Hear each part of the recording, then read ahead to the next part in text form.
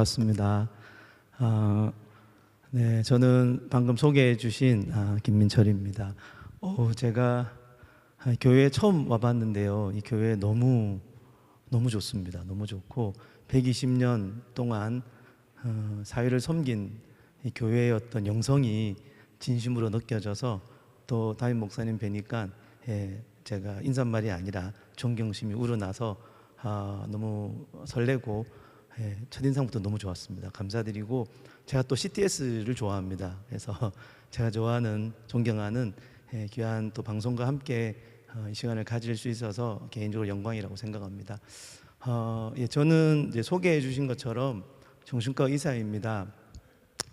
저는 의사가 된 지는 한 28년 된 것 같고요. 정신과 의사로서는 한 24년째 이제 상담과 치료를 하고 있고, 사실 저는 제 개인적인 정체성은 물론 하나님의 자녀지만 저는 말씀 치유 사역자로서 한 20년 정도 좀 살아가고 있다고 생각을 합니다. 그래서 제가 정신과 전문의로 치료를 할 때 아무래도 한계를 느낍니다. 왜냐하면 하나님이 사람을 만드셨을 때 영적인 부분을 저희가 배제하고 사람을 돌본다는 게 한계가 있지 않겠습니까? 제가 이 말씀이 어떻게 우리의 삶을 바꾸는지를 배우고 경험하면서 이게 정말 제가 한국교회를 섬길 수 있는 그런 길이겠다 싶어서 열심히 사역도 하고 진료도 하고 있습니다. 사실은 이제 매일 진료실에서 환자분들과 함께 시간을 보내지만 저는 이렇게 치유사역이나 강의사역을 하는 것들을 제 부르심으로 알고 있습니다. 그 이유가 오늘 이제 돌봄 이야기를 해주셨는데 저도 한 7, 8년 동안 이 공동체 돌봄이 얼마나 중요한지를 뼈저리게 느끼면서 정신과 의사로서는 턱없이 부족한, 그죠? 그리고 훌륭한 상담가들도 계시지만 우리 모두가 서로를 돌아보는 공동체 돌봄이 정말 중요하다라는 생각을 저도 하게 되면서 개인적으로는 이제 치유 단체에 속해 있으면서 그 일반 성도님들을 이렇게 치유 사역자로 좀 세우는 일들을 많이 하고 있습니다. 언뜻 치유 사역자 그러면 조금 어렵게 느껴지실 수도 있는데 어려운 거면 저도 못하겠죠. 그래서 누구라도 조금 접근해 볼 수 있는, 누구라도 아까 적정 심리, 적정 돌봄, 적정 수준의 이제 지식이 있어도 충분히 돌볼 수 있는 그런 이제 공동체 돌봄에 사람들을 세우고 살아온 것 같습니다. 그래서 오늘 우리 담임 목사님의 이 강연이 더 제게는 뜻깊게 너무 와닿은 강연일 수밖에 없는 게 제가 100% 동의하는 말씀을 해주셔서 감사드리고, 제가 필드에서 진료 외에 이렇게 좀 사람들을 돕고 있는 방법들을 그냥 한번 제시를 해드리면 어떨까라는 생각이 듭니다. 시간이 많지 않기 때문에 자세한 것은 불러주시면 제가 자세하게 말씀을 드릴 거고요. 저는 이 돌봄을 이야기할 때 죄송한데 제가 이제 목이 좀 안 좋아서 중간에 물을 좀 마시겠습니다. 제가 하도 강의하는 걸 좋아해서 이 강의를 많이 하다가 목에 용종이 왔습니다. 그래서 이것 때문에 몇 달째 고생하고 있습니다. 조금 목소리가 안 좋아서 죄송하고요. 여러분 그 돌봄을 이야기할 때 개인적 돌봄도 있다고 말씀해 주셨고 또 서로 돌보는 것도 있고 하는데, 개인적 돌봄을 하려면 우리 그런 말씀 있지 않습니까? 내 안에 울고 있는 아이가 있어요. 그런 말씀 많이 들어보셨죠? 성인 아이라고 하기도 하고, 저도 그렇고요. 아마 이 땅에 태어난 모든 사람은 어릴 때부터 자라오면서 완벽하게 자란 사람은 아무도 없기 때문에 크고 작은 울고 있는 아이들이 우리 마음에 있다고 저는 생각을 합니다.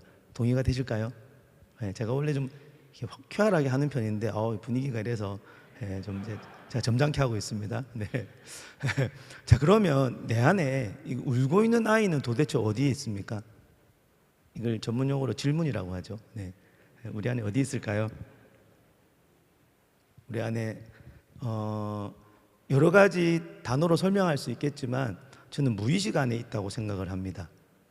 그 의식, 무의식 하면 조금 어려운데 그냥 간단하게 무의식은 내 마음이지만 한 8, 90% 이상의 마음인데 잘 모르는 마음입니다. 여러분들이 이렇게 지금 집중하는 것은 주로 의식적으로 집중을 하시거든요. 근데 여러분이 길 가다가 돌발 사건 때문에 화가 났다, 그럴 때 무의식이 튀어 올라옵니다. 그래서 어떤 분들은 평소에 점잖다가 특정 스트레스에 폭발하시지 않습니까? 그게 이제 무의식이 폭발한 거예요. 그런데 울고 있는 아이가 있습니다. 저는 이 울고 있는 아이를, 무의식에 있는 아이를 어떻게 돌보는지가 굉장히 중요하다고 생각해요. 저 다음 강의하실 분이 전체적인 강의를 해주실 거고, 저는 그리스도인의 마음을 어떻게 돌볼지를 조금 말씀을 드리겠습니다. 자, 무의식을 이야기하기 전에 저희 부산에 있는 기독교 크리스찬 정신과 의사들이 한 8명 이렇게 모여서 저 책을 공저를 했습니다. 그래서 기독교적 관점으로 어떻게 정신병리를 볼 것인가, 혹시 안 보신 분은 없으시겠지만 있으시면 한번 사서 보시면 제가 드리면 좋은데 유익한 정보가 있을 걸로 생각이 들고요. 제가 그 크리스찬적으로 이 정신에 대해서, 마음에 대해서 대중과 소통하기 위해 마담 민철이라는 유튜브를 운영합니다. 말씀드리는 이유는 주변에 혹시 필요한 분들이 있으면 심심할 때 보실 수 있도록 성경적으로 어떻게 마음을 접근하는지를 제가 좀 영상을 담아놨습니다. 마담은 여러분 상상하는 그 마담이 아니고요. 예수님의 마음을 담다, 여러분의 마음을 담다, 마음 담당 주치 되고 싶다, 이런 뜻이기 때문에 오해하지 않으시면 좋겠습니다. 네, 제가 짧게 말씀을 드리지만 너무나 많은 이론이기 때문에 다 말씀드릴 수는 없고요. 생명의 근원이 있는 우리의 마음, 예수의 마음이 있을 수도 있고 두 마음이 있을 수 있고, 대부분 두 마음이 있으시죠. 두 마음이 어디 있냐면 우리 무의식에 있습니다. 그래서 우리 무의식을 어떻게 조금 안아줄지, 보듬어 주고 돌볼지 제가 몇 가지 말씀을 드리고요. 자, 이런 질문들을 제가 참 많이 받습니다. 진료를 하다 보니까 하나님 나를 사랑하신다는데, 하나님 내가 하나님의 자녀인데 왜 나는 우울하고 상처가 많죠? 20년 넘게 기도하고 살아가는데 왜 나는 고통스럽죠? 하나님이 내게 우울증 주신 것 같아요. 하나님 저를 사랑하신다고 하는데 그 학대 가운데 왜 나를 구원해 주시지 않으셨는지.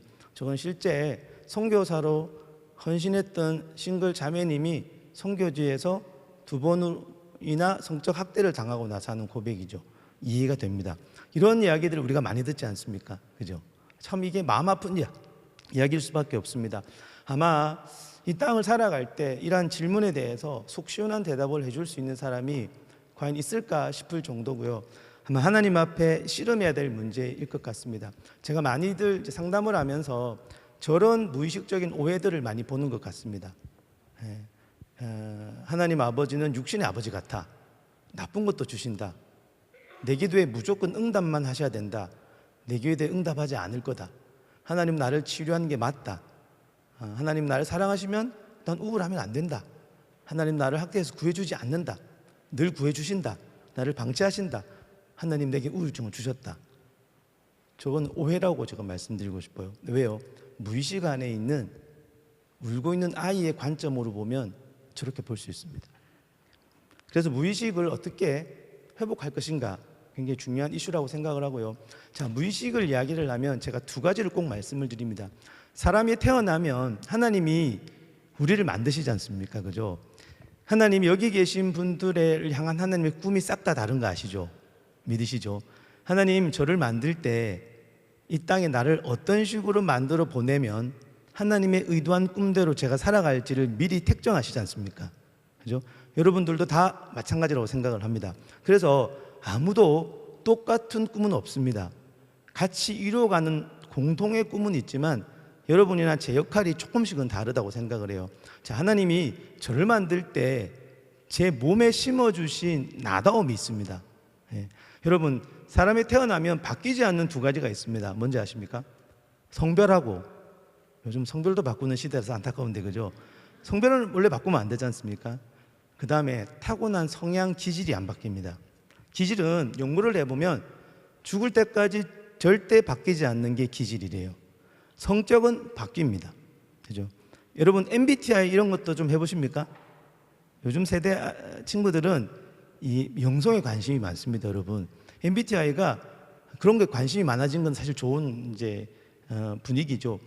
영적인 갈급함을 가지고 살아가는 시대이기 때문에 영성에 관심이 많고 그런 것 중에 하나가 MBTI 관심인 것 같아요.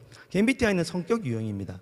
제가 지금 말씀드린 거는 성격 유형 밑에 있는 무의식적인 뿌리가 되는 나다움이에요. 예를 들면 저는 뿌리 자체가 신념적이고 외향적이고 감정적인 사람입니다. 제 안에는 사고적이고 신체 강박적이고 내향적인 사람이에요. 비밀이 많습니다. 하나님이 왜 제게 그러한 무의식적인 기질을 주셨냐? 그 기질대로 성격을 만들어서 하나님 저를 향한 꿈을 제가 이루어 살아가는 사명을 발견하고 달란트를 남기고 살아가도록 하나님 저를 향한 꿈이 있으신 거죠. 그죠? 근데 이 시대는요, 이 기질을 억압하는 시대입니다. 여러분, 기질 이야기하면 보통 양육할 때 정도 이야기하지 않습니까? 아, 얘는 성향이 이래 저래. 그걸로 끝나서는 안 되는 하나님의 꿈이 담겨 있는 이 기질은 무의식적인 거기 때문에 이 기질을 충분히 깨닫고 이 기질을 성장시켜 가야지 울고 있는 아이가 사라집니다. 예를 들어 보겠습니다. 저는 감정적인 사람이에요. 태어났어요. 사고적인 부모님이 볼 때 또는 사고적인 다른 사람이 볼 때 제가 생각이 있어 보일까요? 없어 보일까요? 없어 보였어요. 네. 왜냐하면 기질은요, 발달하는 순서가 다 다릅니다. 그래서 저는 감정적인 사람이라서 감정적인 게 발달했어야 되는데 어릴 때만 딱 보면 생각이 없어 보이기 때문에 제가 학교 다닐 때 많이 들었던 말씀이 뭔지 아세요? 너는 왜 이렇게 생각이 없니? 저는 어떤 생각을 했을까요? 아, 나는 생각이 없어서 열등하구나. 저는 생각이 부족한 것에 대한 수치심이 있었어요. 이거는 하나님에 대한 반발입니다. 하나님이 저를 감정이 먼저 자라게 하셨을 뿐이에요. 제가 지금 생각을 하고 있겠죠. 생각은 뒤늦게 자라거든요. 근데 잘 모르는 학교나 이런 데서 보면 생각이 없어 보이기 때문에 마치 생각이 없어 보이는 그 시기는 그 안에 열등하게 됩니다. 여러분, 옛날에는요, 활동이 많은 친구들은 학교 가면 루저가 됐죠. 앉아있지 않잖아요. 그죠? 걔는 성향 자체가 움직여야 되는 그런 친구들도 있습니다. 그래서 움직이는 것일 뿐인데 선생님은 얘를 문제아로 보지 않습니까? 자, 그러면 어떤 식이 되냐면 안타깝게 사회 현상에 우리를 맞추어서 우겨 넣어요. 그리고 나답지 않게 자라게 됩니다. 저는 그래서 사고 열등감이 많았습니다. 제가 30대 이럴 때 강해안을 보면요, 그 팩트가 되게 많아요. 그 열등감을 극복하기 위해서 무의식적으로 무의식이 상처가 있는 거죠. 그래서 기회가 되면 이 무의식 안에 있는 기질을 어떻게 찾고 개발시키고 나답게 하나님이 의도한 나답게 자라게 할 수 있는가 되게 중요한 이슈입니다. 그런 것들이 풀어질 때 어떤 일이 생기는지 아십니까? 내 안에 기쁨이 넘쳐날 수밖에 없게 돼요. 우리가 발달 단계가 생존하는 단계도 있지만 자기를 실현하는 단계가 있고 자기를 초월에 대한 단계가 있습니다. 이게 뭐냐면 자기 실현은 죄된 나를 실현하는 게 아니고요, 하나님이 주신 나다움을 찾아가는 그 기쁨이 있어야 되거든요. 그 기쁨을 통해 내가 나를 충분히 찾고 나야지 나를 넘어서는 성화로 갈 수 있는 몸 상태가 됩니다. 이해되시나요? 근데 이것이 어릴 때부터 눌러주면 기질이 미숙한 사람들은요, 나이만 먹는다고 성숙해지지 않아요. 그래서 그런 분들이 교회에서 중직을 맡게 되면 이제 문제가 생깁니다. 성령은 체험했으나 미숙한 방식으로 표현할 수 있습니다.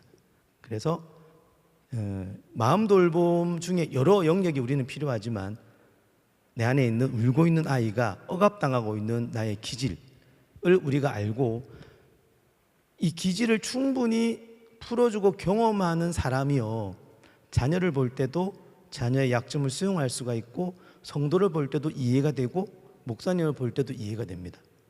여러분, 이게 재밌는 게요, 내가 내 기질은 약점이 있습니다. 수용받지 못하고 자란 사람은 남의 약점도 수용 못하는 사람이 됩니다. 비난하고 편가르기 하는 문제가 생길 수가 있습니다. 그래서 좀 근원적인 이야기가 되겠죠. 자, 우리가 성경을 통해 하나님을 알듯이 그 하나님의 말씀을 통해 만들어진 나를 볼 때 미루어서 하나님을 더 알 수가 있게 돼요. 저는요, 옛날에 사도 바울 흉내를 많이 냈습니다. 사도 바울은 저랑 기질이 다릅니다. 그럼 제가 얼마나 무거웠겠습니까? 되도 않는 사도 바울처럼 살려고 하기 때문에.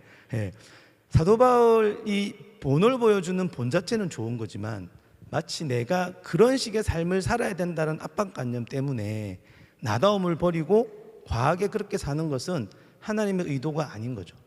제가 저를 충분히 발견하고 하나님 나를 부르심의 그 목적을 알게 되면 불필요한 일들은 하지 않게 되고요.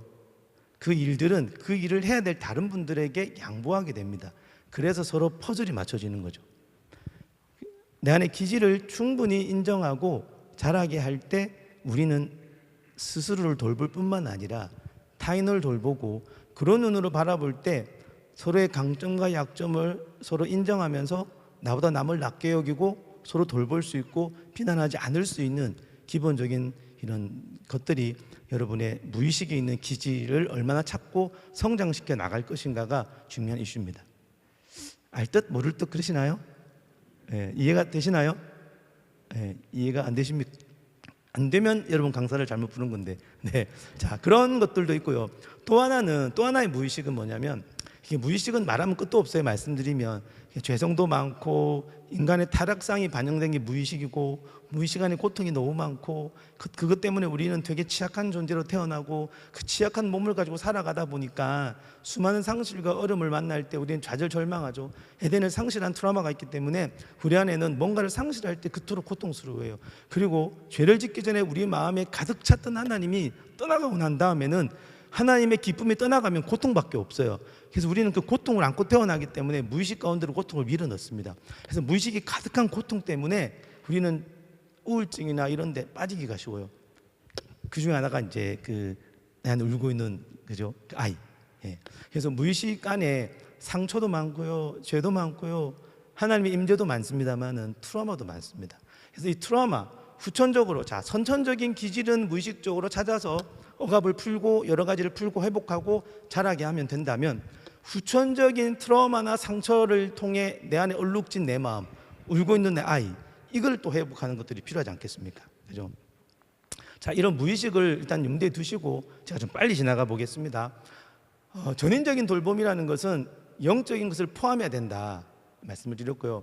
당연한 말이죠. 혼자서 할 수 없다. 그래서 공동체적 돌봄 너무 감사한 적분이라고 생각을 하고요. 이 사람을 이렇게 돌보려고 하면 여러분 굉장히 다양한 것을 고려해야 된다는 것을 보여드리기 위해서 저 슬라이드를 가지고 왔습니다. 생물학적인 요인, 심리적 요인, 사회의 영적인 요인, 어마어마한 복합체죠. 근데 이런 분들을 단순하게 접근해서는 효과적인 돌봄이 어렵다라는 것을 말씀을 드리는 거죠. 이거는 예입니다. 여러분, 이게 좀 어려운 예인데 이게 이제 스트레스를 받고 우울증에 빠지고 조현병이 발생된 남자의 예예요. 이분을 어릴 때 히스토리를 해보니까 저런 이유가 있었던 거죠. 저 분을 치료하기 위해서 우리가 생각해야 될 여러 팩터들이 있다는 거죠. 취약인 자는 무엇이고 유발인 자는 무엇이고 등등등. 점점 복잡해지죠. 빨리 갈 겁니다. 자, 이렇게 말씀드리는 이유는 저런 식으로 취약인 자가 뭔지 유발인 자가 뭔지 패턴, 지속인 자 같은 것들을 사실은 개개별로 찾아주고 하는 것들이 상담에서 일어나는 일입니다. 그래서 상담만 가만 있어서 될 것도 아니고 우리가 공동체가 다 같이 나누어서 저런 일들을 할 수 있는 어떤 모델이 있으면 좋겠다. 저는 이제 그런 것을 하기 위해서 이제 치유 이런 세미나나 이런 치유 프로그램을 만들죠. 몇 주짜리 학교도 만들고. 여러분, 교회 내에서 아까 말씀하셨다시피 상담을 장소를 딱 정해놓고 상담하기 어렵습니다. 그 장소에 들어가는 것은 곧 문제가 있는 사람처럼 보이는 착각을 가지잖아요. 그래서 차라리 교회 내에서 이런 건강한 치유 세미나라면 훨씬 낫습니다. 어쨌든 저는 그런 식으로 많은 분들이 좀 공동체 목표를 하기를 원한다라는 생각을 가지고 있고요. 자, 무의식을 이제 치료해야 되는 데에 대한 예를 하나 들어보겠습니다. 어떤 김 집사님이 아내랑 싸우다가 아내의 뺨을 때렸어요. 이게 상황입니다. 김 집사님은 이런 일이 처음이에요. 본인도 너무 놀랐어요. 아내는 더 놀랐겠죠. 이 밤에 이 김 집사님은 회개하며 기도합니다. 그리고 밤새 잠을 못 자요. 밤새 기도해요. 회개해요. 그리고 돌아오는 길에 꽃을 사서 아내에게 갖다 줍니다. 여보, 어제 내가 정말 잘못했어. 나 오늘 기도 많이 하고 회개했어. 용서해 줄래? 라고 했다 칩시다. 잘하고 있는 거죠, 어쨌든. 자, 이렇게 한 행동이 이게 회개입니까? 아닙니까?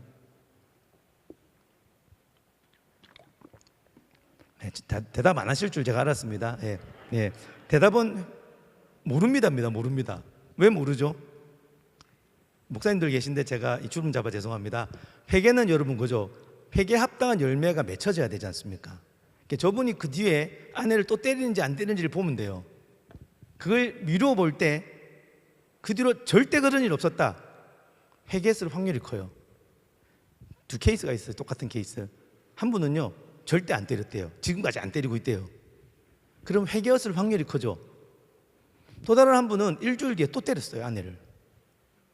그러면 일주일 전에 했던 그 행동은 뭐라는 말이에요? 진짜 진심으로 기도했거든요, 이 진 집사님이. 근데 왜 똑같은 행동을 또 하게 될까요? 여러 가지 이유가 있겠죠. 저는 극단적인 예를 드는 겁니다. 그거는 회개의 과정일 수도 있고요. 첫 번째, 아직 회개의 완성은 아니겠지만 회개가 아닐 수도 있습니다. 그걸 우리는 심리학적인 기제로 취소라는 행위가 회개랑 똑같습니다. 보기에 경건의 모양이 있는 취소는 경건의 능력이 있는 회개랑 비슷해 보입니다, 겉으로 볼 때. 그래서 살아봐야 돼요. 둘 차이는 뭐예요? 회개는 애통하는 마음을 주님 주시겠죠. 죄에 대해서 안타까워하고 진정한 트랜스포메이션. 그래서 회개는 어원이 행동의 변화만이 아니죠. 회개는 메타노이라는 단어는 행동의 변화 밑에 감정의 변화 밑에 생각의 변화까지 싹 다 있어야지 진정한 회개의 완성입니다. 이 생각이라는 것이 무의식에 있거든요. 그 무의식에 있는 생각이 바뀌지 않으면 행동만 바뀌는 것은 취소입니다. 무의식에 있는 생각까지 완전히 불 뽑히는 메타노이아, 트랜스포메이션이 될 때 그 사람은 회개의 완성을 이룬 거거든요. 근데 생각보다 많은 사람들이 취소라는 행위를 회개라고 착각을 합니다. 무의식적으로 일어나기 때문에 잘 모릅니다. 저도 그렇습니다. 많이 깨달으려고 합니다. 확실한 거는 열매가 있는지를 보시면 좀 알 수가 있게 됩니다. 회개는 영적인 활동이에요. 성령과 함께해요. 무의식적 동기가 바뀌어버리는 거고요. 취소는 무의식적 동기는 안 바뀝니다. 생각은 그대로입니다. 하지만 내 찝찝해서, 내가 괴로워서 나를 위해 기도하고 사과하는 것은 회개가 아닐 확률이 높아요. 그죠? 성경의 회개는 어떨 때 하죠? 제가 자꾸 이런 말 안 해요. 하나님이 인자하심이 인도해서 회개케 하시고 고난을 통해 회개하고, 그죠? 회개하는 선물을 주실 때 회개하는 건데, 이게 하나님 주셔서 하나님 동기를 바꾸실 때 완전한 회개가 일어나는 거죠. 근데 의외로 많은 그리스도인들이 겉만 하는 시간들, 다시 말해 무의식의 변화가 없는, 그래서 우리는 쉼을 얻지 못합니다.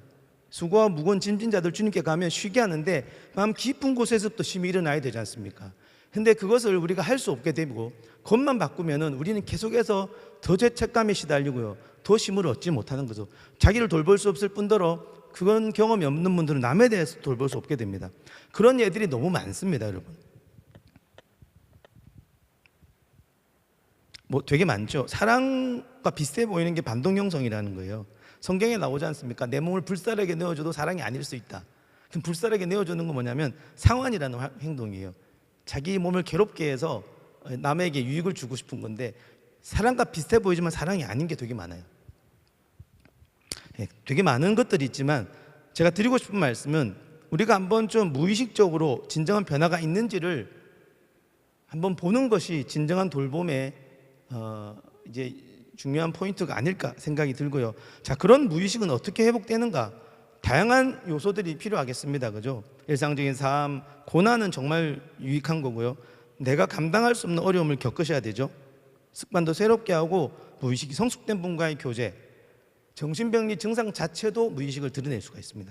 약물 치료도 잘하면요 굉장히 무의식 치료에 도움이 돼요. 하나님 말씀이 저는 마지막으로 풀어내야 될 무기라고 생각을 합니다. 제가 지금 하는 사역이 말씀이 무의식이 임하게 하는 사역을 합니다. 근데 이게 의외로요, 어렵게 보면 어렵지만 어렵지 않습니다. 그래서 약간의 지식만 있으면, 예수 믿는 사람이고 사랑이 있고 공감할 수 있는 사람이면 저는 이 사역을 할 수 있다고 생각해요. 심지어요, 제가 기도 사역을 하는데 내담자가 앉아 있잖아요. 그럼 저는요, 이분이 제게 말하기 껄끄러운 것도 있을 거 아니에요. 이분이 제게 말하지 않아도 하나님이 직접 이분을 깨닫게 하셔서 회복되게도 하는, 그것이 성경적으로 가능하더라고요. 그래서 교회 내에서 말하기 거시기 한 것들, 그런 것들을 충분히 우리가 하나님 앞에 가지고 나와서 말씀을 통해 무의식이 바뀔 수 있는,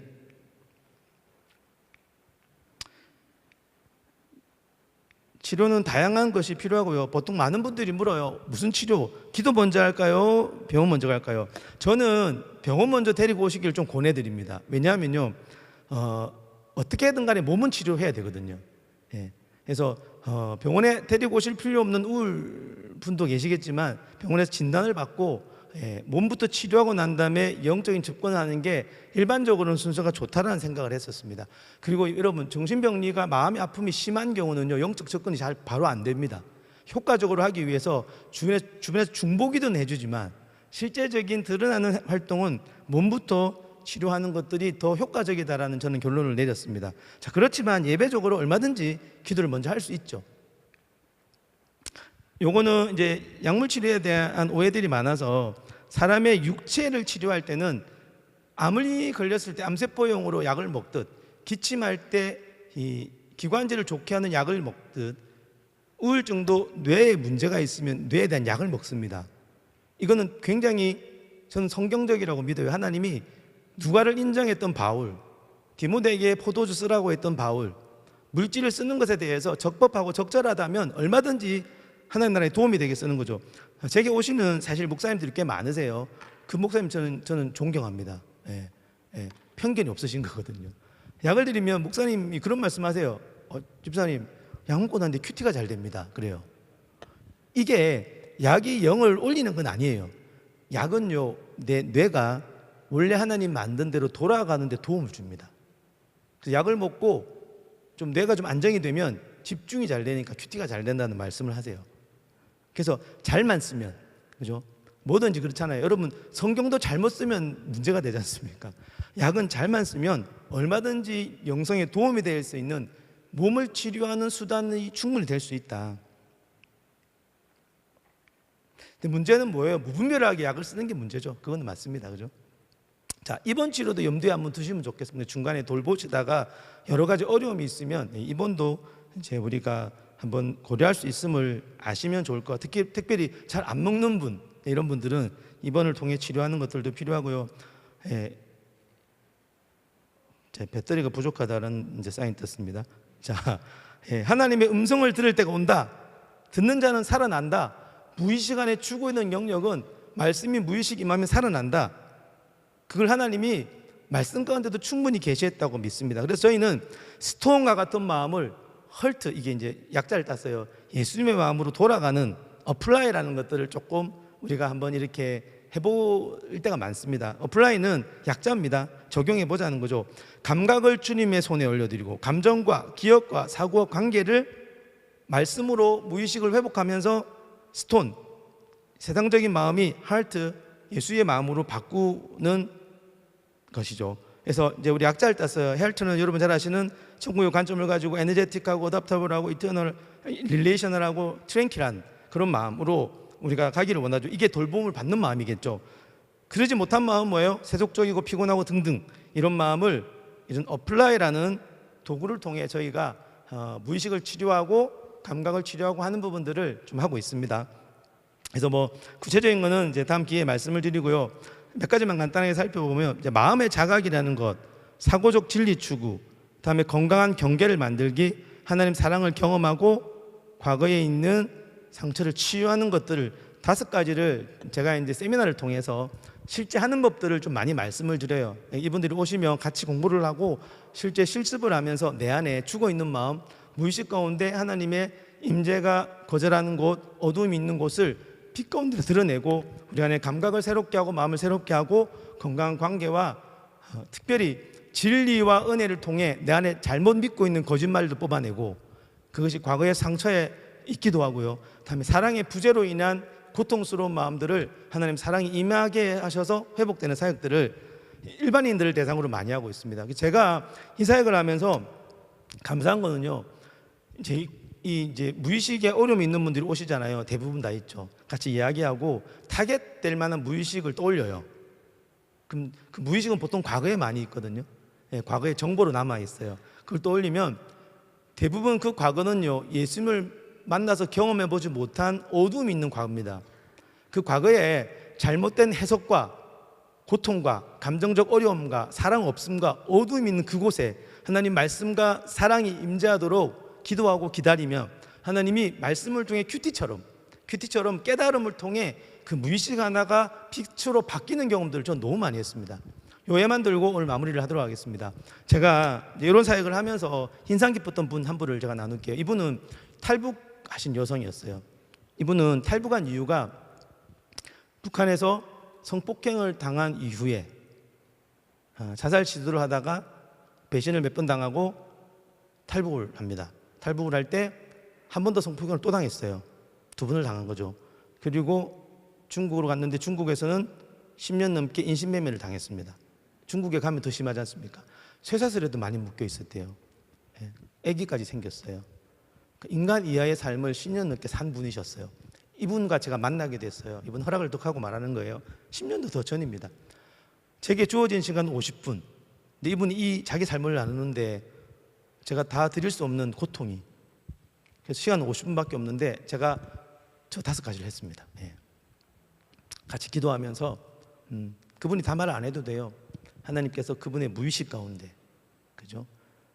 그 10년 넘는 성적인 트라우마 때문에 고통과 절망 가운데 절규하는 그분 가운데 기쁨이라고는 있을 수 없고 스스로 돌보지 못할 뿐만 아니라 누굴 돌볼 수 없는 그분에게 하나님 말씀이 무의식에 임할 때 깜짝 놀란 게, 저는 50분 만에 그렇게 하나님이 한 인생을 바꾸는 걸 그때 사실 처음 봤습니다. 물론 제 인생도 그렇게 바뀌었지만, 그래서 하나님 말씀이 무의식을 임재하셔서 그 무의식 가운데 하나님이 기쁨과 고통을 뽑아내고 진리를 심으시고 무의식 하나가 완전히 빛으로 바뀐 거예요. 그래서 이분이 그 일 이후에 간증을 하고 다니고, 이분이 그런 성적인 학대를 처음 당한 게 3월인데 매년 3월만 되면 이분은 이제 고통스러워서 미치는 거예요. 그런데 하나님이 그 아픔을 어루만지고 뽑아내고 난 다음에는 더 이상 그 아픔이 느껴지지 않는, 제가 이 사회 가기 전에 물었어요. 그분에게 혹시 그 성적인 트라우마를 받았던 그 정보를 떠올리면, 기억을 떠올리면 그 안에 기쁨이 있냐고. 있을 리가 없죠. 제가 물은 이유가 있습니다. 여러분, 아무리 큰 트라우마고 아무리 큰 거짓이라 할지라도 무한대의 하나님 기쁨이 거기에 임하면 무한대의 기쁨과 사랑, 분의 고통이 아무리 많아도 0입니다. 분모가 무한되면 0이지 않습니까? 그래서 하나님이 그곳 가운데 무의식 가운데 임하면 고통이 0이 될 걸로 저는 믿었던 거죠. 아니나 다를까, 컴퓨터가 꺼졌습니다. 아니나 다를까, 저보고 빨리 이제 그만두시라는 거죠. 적절하게 컴퓨터가 꺼졌습니다. 하나님께서 그렇게 무의식을 치료할 때 그 사람은 굉장히 자기의 삶을 돌볼 뿐만 아니라 간증하며 남의 삶을 도움을 줄 수 있는 그런 분으로 이렇게 살아가는 것들을 보게 되는 거죠. 뒤에 좀 더 있을까요? 자, 그래서요, 제게 주어진 시간이, 이걸 조금 넘겨주실 수 있나요? 제가 이게 안 되네요. 이거 다 넘어가고요. 한 번 더 넘겨주시고요. 넘겨주시고요. 넘겨주시고요. 넘겨주시고요. 넘겨주시고, 넘겨주십시오. 넘겨주십시오. 이런 모델을 쓰긴 합니다. 무의식에 있는 이런 뿌리에서 오는 감정과 행동들을 넘겨주십시오. 한 번 더 넘겨주십시오. 넘겨주십시오.